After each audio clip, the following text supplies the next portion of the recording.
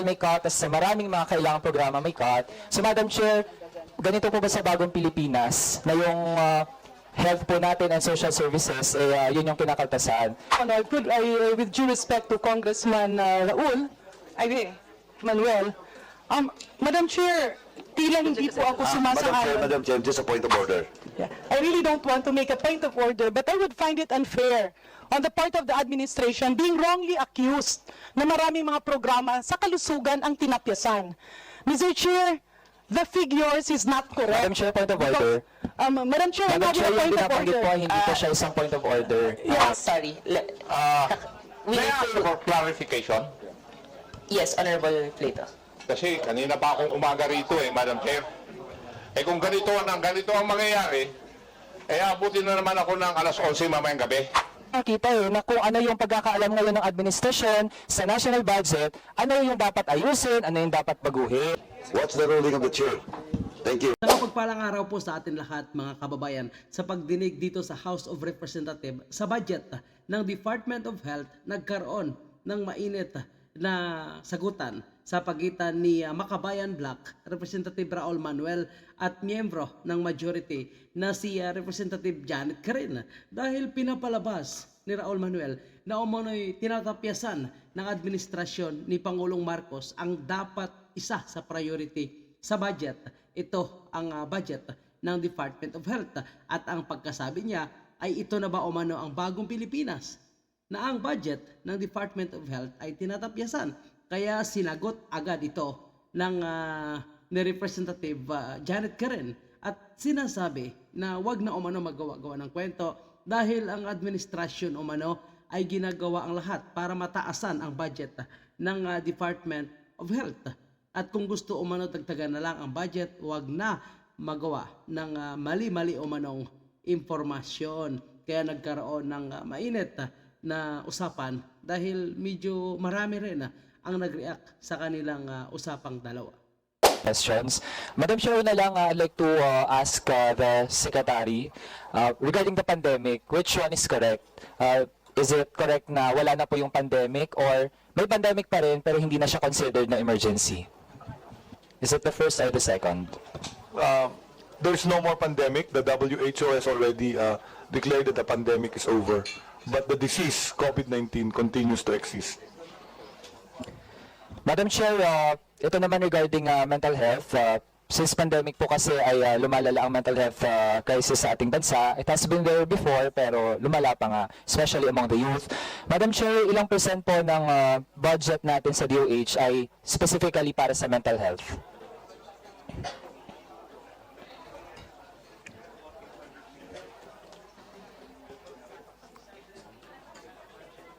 We allocated 600 million pesos for mental health, for the mental health program.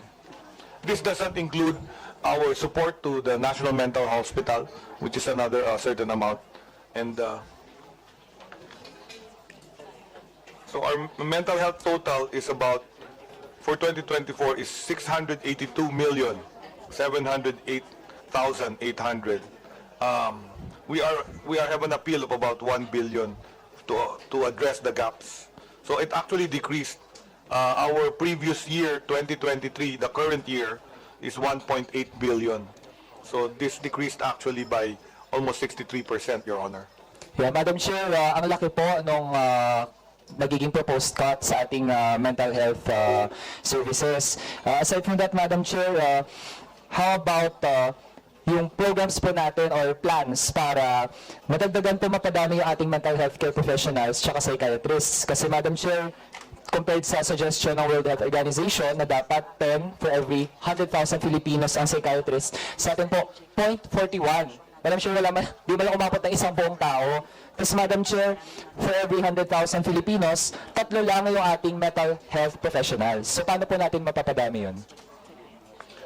Thank you, Your Honor, Madam Chair. Actually, our program for mental health includes more of a community-based than a facility-based. So we have other extenders other than the professionals.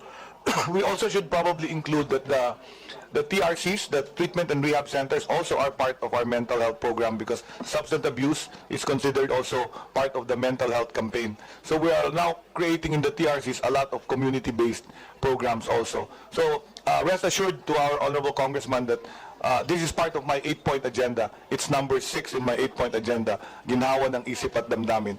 And we will try our best to actually address the mental health problems of our country. Yeah. Madam Chair, that's noted. Pero ang question ko pa specific dun sa personnel na aspect, paano po natin mapapadami talaga yung tao na kayang nag-spread out sa ating bansa to provide healthcare services?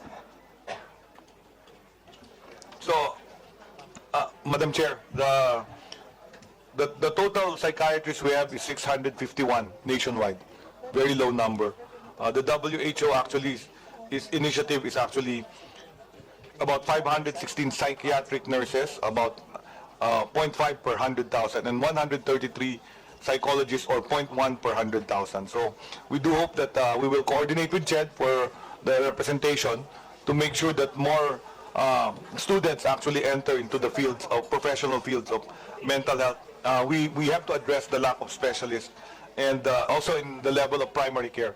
So we will use other physicians actually also to include this. We're also creating with PhilHealth a program for mental health. I think that's one of the benefits that was mentioned that we will come out soon.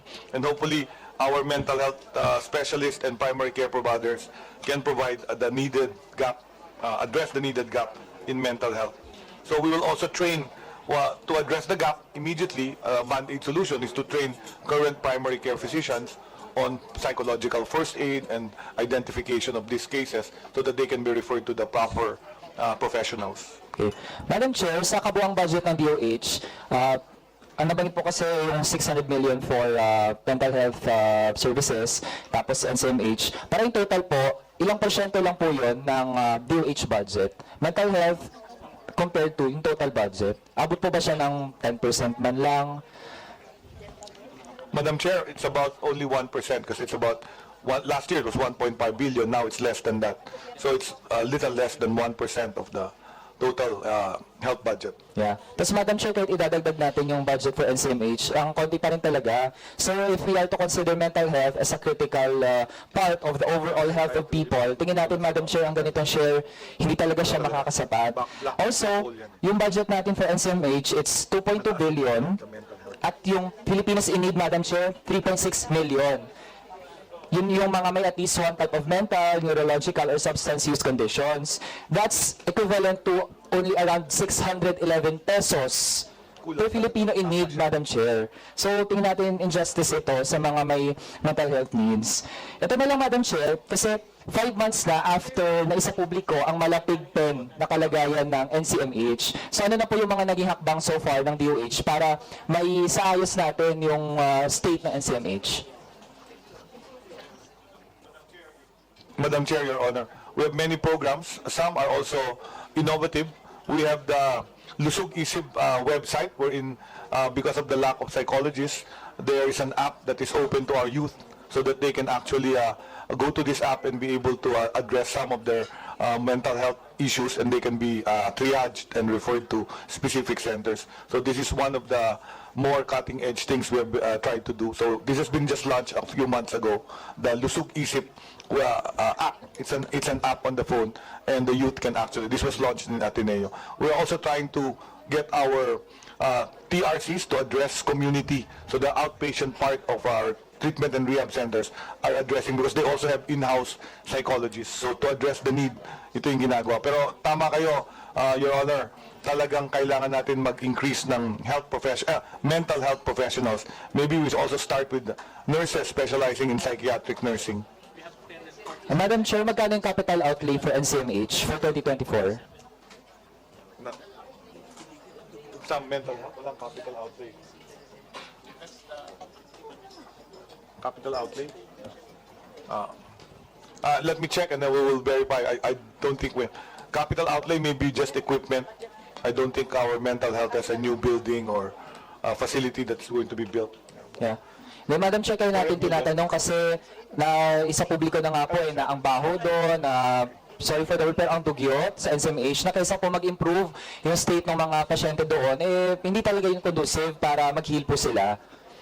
Madam Chair, Your Honor, I was informed by our ASEC Gorgolon of HPEP that there's allocated for 2024 200 million for the National Center for Mental Health, both infrastructure and equipment, so for renovation and for additional equipment.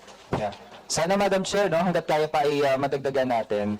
Madam Chair, on another topic, kasi po may standing na MOA, signed in 2015, ang CHR, ang Human Rights Victims Claims Board, tsaka DOH, for non-monetary reparation sa mga naging biktima ng violations and abuses ng martial law. Pero so far, wala implementing guidelines. So, paano na po na-implement ng DOH yung kanyang parte doon sa ganitong mga compensation? Anyone knows that? Your Honor, Madam Chair, I will study this and we'll find out how we can help implement. If we are the ones who's supposed to implement the IRR, I will follow up and make sure we come up with the IRR. But we'll look at the law and then we will address the issue of our honorable representation.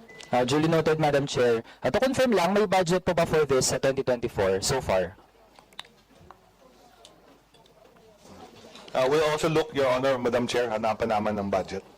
Okay, kasi so far, ibig sabihin, wala, Madam Chair. Sa mental health program, pwede kung yan ay batas, then we can get it from the overall 600 million that we put in the mental health program.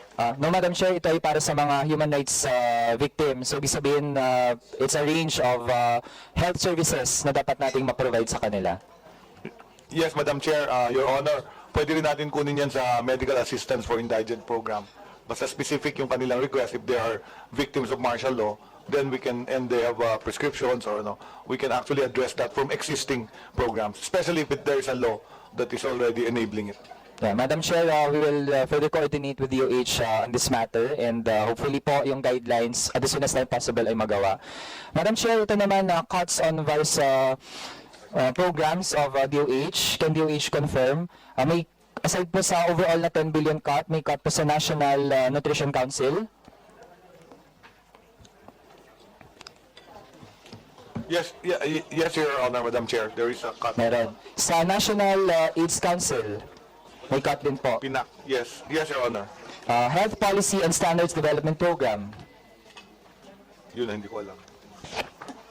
I will verify. There is also a cut, May Your cut Honor. din. Health System Strengthening Program. I will have to check whether the health systems have a cut or not. Yeah, kasi based po sa research po natin ay meron po. Pati sa prevention and control of both communicable and non-communicable diseases. Yun, meron yun. Yes, yes, there May is, cut Your Honor. din. Cancer Control Program. Yes, meron din, no? May cut din. Epidemiology and Surveillance Program. Yes, Your Honor, meron Meron din. din. National Reference Laboratories. Meron? Po, no? Overall, may cut. Sa maraming mga kailangang programa, may cut. So, Madam Chair, ganito po ba sa bagong Pilipinas na yung health po natin and social services, yun yung kinakaltasan. Kaya, Madam Chair, I also echo the sentiment of other colleagues natin na hindi dapat ganito sa DOH. Dapat po ma-restore yung cut at kung kaya, taasan pa po. Yun lang, Madam Chair. Thank you. Thank you. Move to interject, Madam Chair. Honorable Garin. Madam Chair, pasensya na po, no? With due respect to Congressman Manuel, Madam Chair, tila hindi po ako sumasang-ayon. Madam Chair, just a point of order. Yeah. Are we allowed to interject? Because I thought there is a policy in this committee. Yeah, that Madam Chair, there if I will be may. no Yeah, Madam Chair, interjections. but my point Because, is. No, Madam Chair, let if I me may. speak first, please. Let me finish first. That was the policy of this committee that was approved during the first meeting of the committee. And, well, in fact, during the previous hearings, nandito ako. I am asking also to interject, but I am not allowed to interject as part of the minority. Now, why are we now allowed to interject, Madam Chair? 1 minute suspension. Thank you, Madam Chair. Ano bang, may interjection ba sila?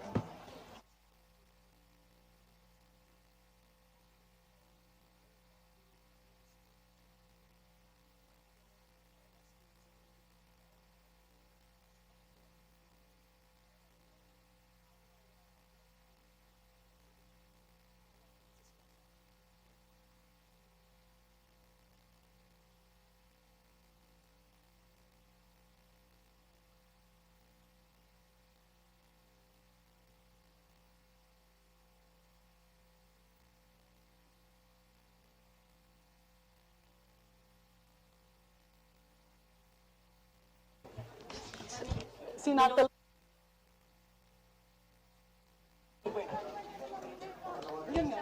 Hearing resume. Point of order, Madam Chair. Yeah. I really don't want to make a point of order, but I would find it unfair on the part of the administration being wrongly accused na maraming mga programa sa kalusugan ang tinapyasan. Mr. Chair, the figures is not correct. Madam Chair, point of order. Madam Chair, I'm Madam having Chair, a yung point of binabanggit order. po, hindi po siya isang point of order. Yeah. Order is about yung proceedings natin, yung paano natin No, Madam pinapagalaw. Chair, hindi po totoo That is an yan. interjection kasi facts po yung pinapresent, Madam Chair. Yeah, Madam Chair, you can make a point of order if the figures being presented is not correct. Because this is a budget briefing. Hindi po pwede na meron tayong drama na pinapalabas natin na lahat ng programa ng kalusugan ay tinapyasan and making the administration look back where in fact it is not true. We have to compare Madam net Chair, versus net. Madam So Chair, with that, point Madam of Chair, order. I move that the interpellation of the Honorable Manuel be stricken off the records. So move, Madam Chair. 1 minute suspension. Madam Chair, have we resumed hearing? Yes, we did. Yeah, thank you.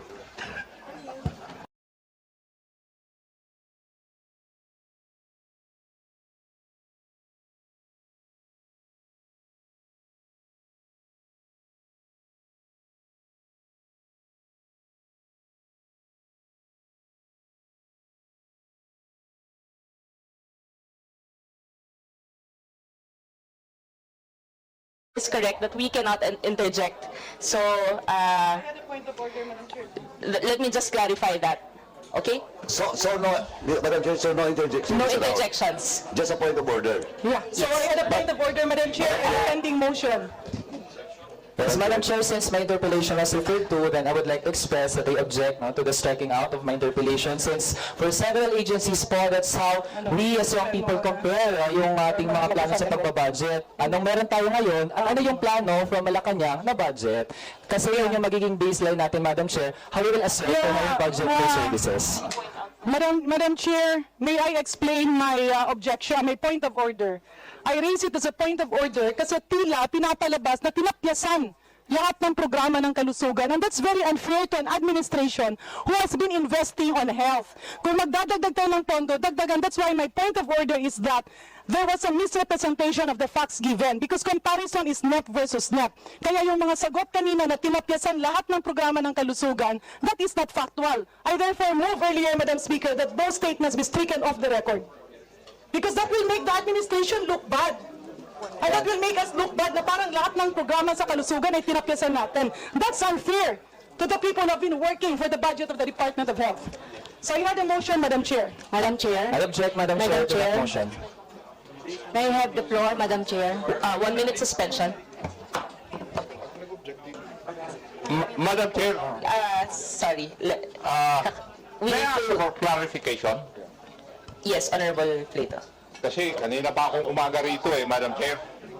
Kung ganito ang mangyayari, abutin na naman ako ng alas 11 mamayang gabi.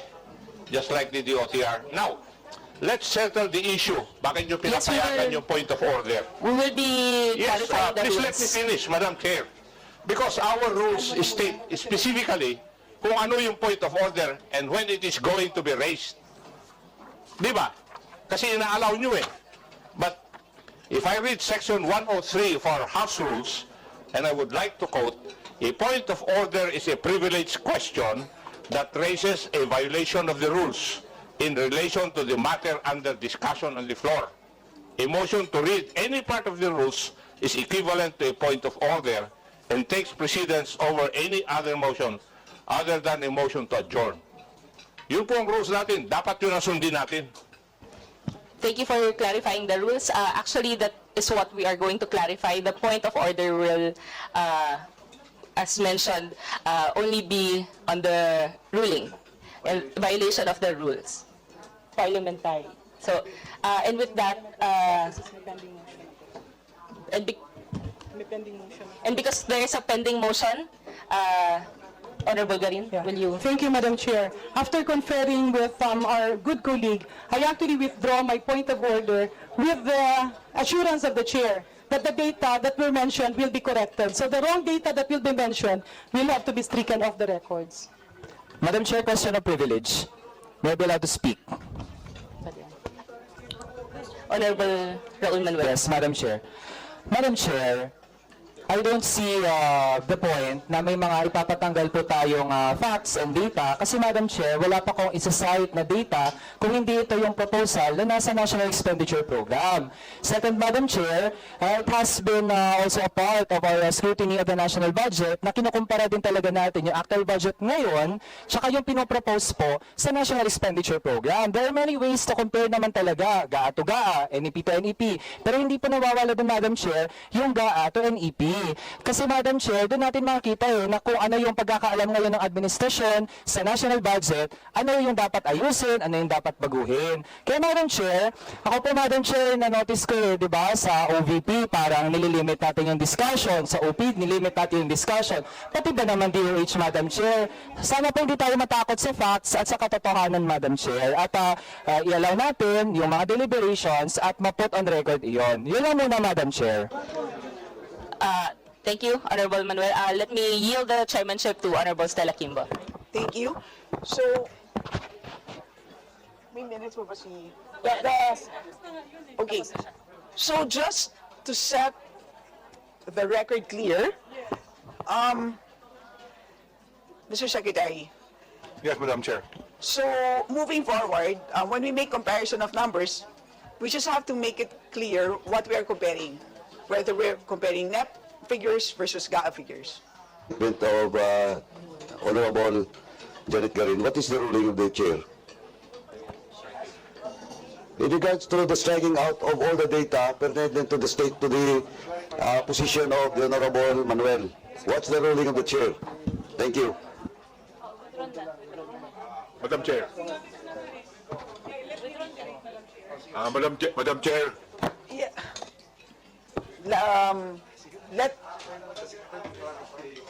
Let me make. Okay. No, I'm just asking the chair, what is the ruling of the chair with regards to the statement, and that is not a motion of the Honorable Garin. What I'm saying is, what is the ruling of the chair with regards to the statement that she's getting the commitment of the chair? Okay, let me make a ruling on this first.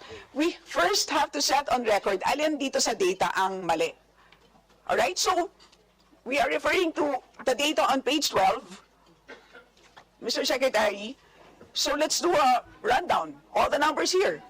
So can you confirm that these numbers are correct? One by one. Yes, Madam Chair. For the DOH, for PhilHealth, the NEP for 2024 is 101.5 billion, and the NEP in 2023 was 100.2 billion. So it increased. For Heart Center, the NEP in 2024 is 1.8 billion.